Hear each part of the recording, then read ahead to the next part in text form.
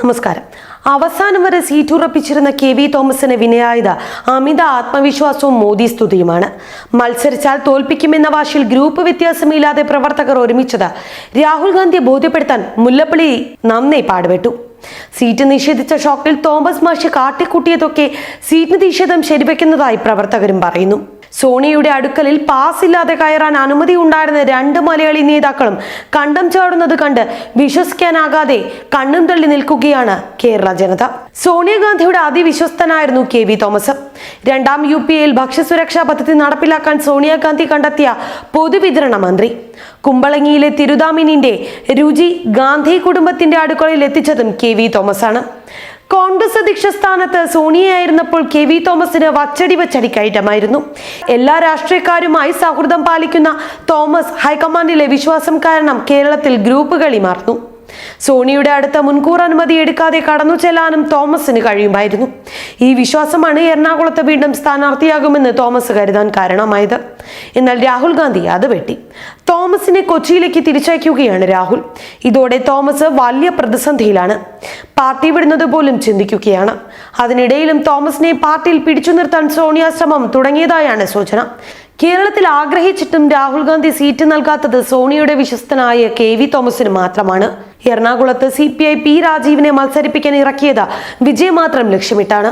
കോൺഗ്രസിലെ ഗ്രൂപ്പുകൾ തോമസിന് എതിരാണെന്ന് തിരിച്ചറിഞ്ഞുള്ള കളി. തോമസിനെ എന്ത് വില കൊടുത്തും തോൽപ്പിക്കാൻ കോൺഗ്രസിലെ ഒരു വിഭാഗം തീരുമാനിച്ചിരുന്നു. പ്രധാനമന്ത്രി മോദിയെ സ്തുതിച്ചതടക്കം ചൂണ്ടിക്കാട്ടിയായിരുന്നു ഇത്. ഇക്കാര്യങ്ങൾ രാഹുലിനെ KPCC അധ്യക്ഷൻ മുല്ലപ്പള്ളി രാമചന്ദ്രൻ പറഞ്ഞുകൊടുത്തു. ഇത്തവണ എറണാകുളത്തെ കൈവിട്ടാൽ P. രാജീവ് അതിനെ കുത്തക സീറ്റാക്കി മാറ്റുമെന്ന് മുല്ലപ്പള്ളി വിശദീകരിക്കുകയും ചെയ്തു. KC വേണുഗോപാലും ഇതിന് ശരിവെച്ചു. ഇതോടെ കെ.വി. തോമസ് പുറത്തായി. ഇതിൽ പ്രകോപിതനായി BJP പാളയത്തിലേക്ക് കണ്ണുവയ്ക്കുകയാണ് തോമസ്.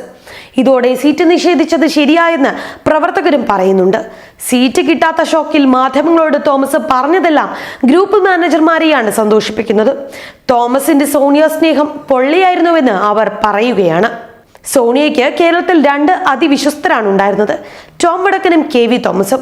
രാഹുലിന്റെ ഭരണമെത്തിയതോടെ ടോം വടക്കൻ പാർട്ടിയിൽ ഒറ്റപ്പെട്ടു. കഴിഞ്ഞ ദിവസം BJPയിലേക്ക് പോവുകയും ചെയ്തു. അതിന് പിന്നാലെയാണ് കെ.വി. തോമസിനെയും പരസ്യമായി രാഹുൽ കൈവിടുന്നത്. ഇതോടെ സോണിയയുടെ രണ്ടാമത്തെ മലയാളി വിശ്വസ്തനും കോൺഗ്രസിൽ നിന്ന് പുറത്തുപോകുന്ന അഭ്യൂഹമാണ് ഉയർന്നത്. BJPയിലും തോമസിന് അടുത്ത ബന്ധങ്ങളുണ്ട്. അതുകൊണ്ടുകൂടിയാണ് സംശയം ഉയർന്നത്. ഈ അഭ്യൂഹത്തെ തോമസ് നിഷേധിച്ചതുമില്ല. അതുകൊണ്ട് തന്നെ മുൻ കേന്ദ്രമന്ത്രിയായ തോമസിന്റെ നീക്കങ്ങൾ BJPയും വീക്ഷിക്കുന്നുണ്ട്. ടോം വടക്കന് പിന്നാലെ ന്യൂനപക്ഷങ്ങളിൽ സ്വാധീനമുള്ള മറ്റൊരു പ്രമുഖരെ കൂടി കേരളത്തിൽ നിന്ന് റാഞ്ചാനാണ് BJPയുടെ ശ്രമം. ഇത് മനസ്സിലാക്കി കോൺഗ്രസും തോമസിനെ കൂടെ കൂട്ടാൻ തന്ത്രങ്ങൾ ഒരുക്കുന്നുണ്ട്.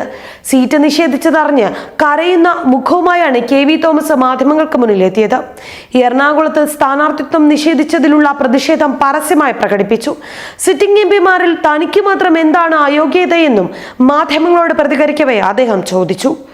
പാർട്ടിയുടെ തീരുമാനത്തിൽ താൻ നടുക്കത്തിലാണ്. ഭാവി കാര്യങ്ങൾ അടുപ്പമുള്ളവരുമായും അനുയായികളുമായും ആലോചിച്ച് തീരുമാനിക്കും.